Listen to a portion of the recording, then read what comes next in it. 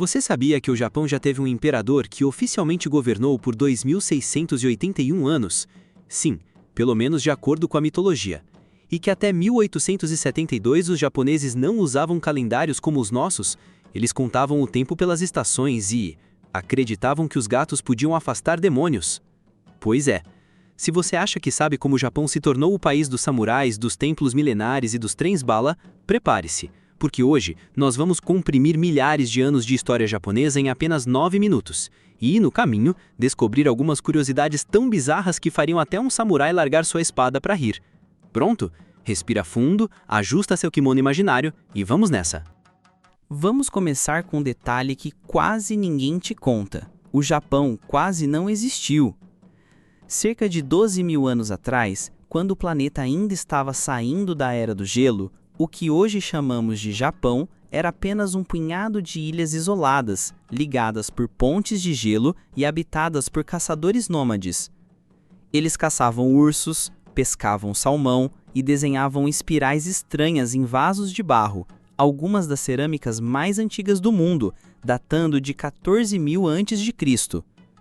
Enquanto no Egito as pirâmides ainda eram um sonho distante, os ancestrais japoneses já estavam moldando barro e construindo pequenas aldeias costeiras. Só que aqui vem o choque. Naquela época, se você quisesse sair do Japão, bastava caminhar. O Japão perdido. Com o aquecimento global natural do período, o nível do mar subiu e isolou completamente as ilhas. Resultado? Uma civilização inteira cresceu sem quase nenhuma influência externa por milênios. Isso explica porque o Japão desenvolveu tradições e crenças tão próprias, como a ideia de que espíritos habitam tudo, das árvores às montanhas, algo que moldaria profundamente o shintoísmo. E por falar em montanhas, você sabia que o Monte Fuji já entrou em erupção tantas vezes que, tecnicamente, é um vulcão ativo? Pois é. A última foi em 1707. E até hoje, cientistas monitoram cada tremor ali porque, bem, não seria nada legal começar a história moderna do Japão com um reset natural. Era dos samurais? Calma, ainda não. Antes de samurais e espadas, o Japão passou por algo quase esquecido, a Era Yayoi, por volta de 300 a.C. Foi quando surgiram as primeiras plantações de arroz, e com elas, a noção de terra. Pensa comigo, arroz não cresce sozinho. Era preciso cavar, irrigar, cuidar e, de repente, propriedade se tornou um conceito. E o que acontece quando terras passam a valer muito? Isso mesmo, guerras locais. Pequenos clãs começaram a disputar território, e desse caos nasceu a figura do líder guerreiro, os primeiros embriões do que mais tarde seriam os samurais. Mas calma, eles ainda estavam longe de ser aqueles guerreiros de armadura estilosa que Hollywood adora mostrar. Na época, era mais um fazendeiro com arco e flecha do que um ninja invencível. O primeiro Japão unificado. Avançamos para o século III após Cristo. Surge a rainha Himiko, uma líder xamânica que governava mais de 30 tribos. Imagine uma monarca que também fazia rituais espirituais e conversava com os deuses antes de tomar decisões políticas. Essa mistura de religião e governo se tornaria uma marca do Japão por séculos. Curiosidade estranha: o túmulo da Himiko é gigantesco e até hoje ninguém sabe exatamente onde está, apesar de teorias apontarem para colinas misteriosas perto de Nara. E é nessa época que o Japão começa a ter contato com a China. Eles importam caracteres chineses para criar sua escrita, bebem chá pela primeira vez e adotam o budismo, que entra em choque com as crenças shintoístas. Resultado? A religião no Japão vira um mix cultural tão confuso quanto fascinante. Você podia rezar para Buda pela manhã e para o espírito da floresta à noite, sem problema nenhum. Samurais, monges guerreiros e ninjas?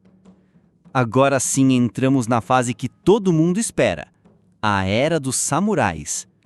No século XI, o Japão mergulha em guerras internas entre clãs poderosos. A família Minamoto vence e o primeiro shogun surge, um líder militar que manda mais que o imperador. E aqui tem um fato divertido. Durante séculos, o imperador era quase uma decoração. Ele vivia em Kyoto, escrevia poesia, enquanto os shoguns, na prática, mandavam no país. Nessa mesma época, aparecem os famosos monges guerreiros. Sim, monges que lutavam com lanças e arcos para defender seus templos. E os ninjas? Ao contrário do que filmes mostram, eles não usavam roupas pretas coladas. Na vida real, eles se vestiam de agricultores para se camuflar. Mais espionagem rural do que acrobacias de cinema. O ataque que nunca aconteceu. Aqui vai um detalhe que poucos conhecem. O Japão quase foi conquistado pelos mongóis. Em 1274 e 1281, Kublai Khan, neto de Gengis Khan, enviou enormes frotas para invadir as ilhas. E o que salvou o Japão? O clima. Tempestades gigantes destruíram os navios mongóis, e os japoneses chamaram esses tufões de kamikaze, o vento divino. Esse mesmo termo seria reutilizado séculos depois, na Segunda Guerra Mundial. Ou seja, se não fosse por um furacão bem taimado, a história do Japão poderia ter sido completamente diferente. Séculos de isolamento. Depois de tudo isso, o Japão decidiu: chega de estrangeiros. No século XVII, eles fecham quase todas as fronteiras. Nenhum europeu podia entrar, nenhum japonês podia sair. Durante mais de 200 anos, o país viveu num isolamento quase total, desenvolvendo cultura própria, como o kabuki, aquele teatro cheio de maquiagem dramática, e as gravuras ukiyo-e. E aqui vai um fato curioso. Nessa época, enquanto Paris já tinha iluminação pública, Edo, hoje Tóquio, era a maior cidade do mundo, com mais de 1 milhão de habitantes. Abertura forçada. Tudo muda em 1853, quando navios americanos, liderados pelo Comodoro Perry, chegam armados até os dentes. Eles literalmente apontam canhões para o Japão e dizem: abram os portos ou... Resultado: o país assina tratados e começa a se abrir ao mundo, meio à força. E em menos de 50 anos, o Japão passa de um feudo medieval para uma potência industrial capaz de derrotar impérios como a Rússia.